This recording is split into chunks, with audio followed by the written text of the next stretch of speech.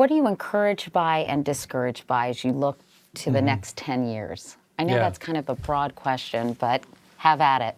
I'm largely encouraged.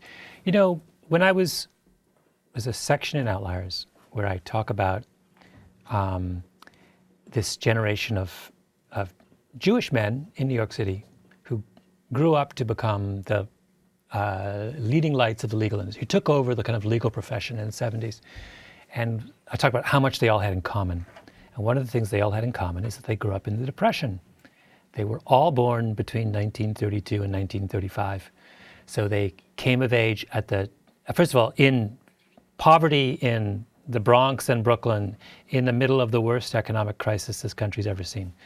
And what happened? What came out of that? Well, what came out of that was these extraordinary careers. And I could not help but wonder when I was doing that and talking to all these incredible men about and they're all men in this case, about their backgrounds, whether that had something to do with it, whether you don't learn something important and valuable and useful from growing up in difficult circumstances. Now, not impossible circumstances. So they did not grow up in the slums of Calcutta.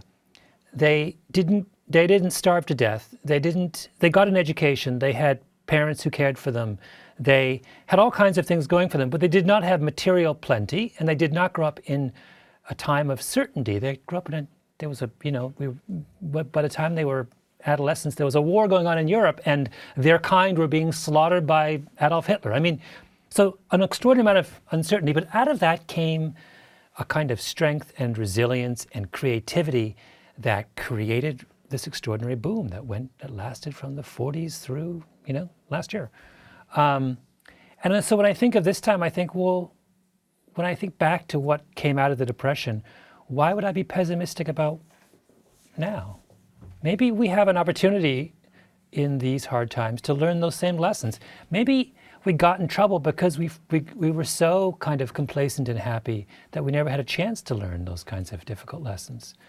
I feel like the children growing up today, one way of looking at it is that they have an advantage. They have an opportunity to learn something that no generation since the generation that grew up in the 30s have a chance to learn, and that is self-reliance and perseverance and a certain amount of toughness. Right? What's wrong with that?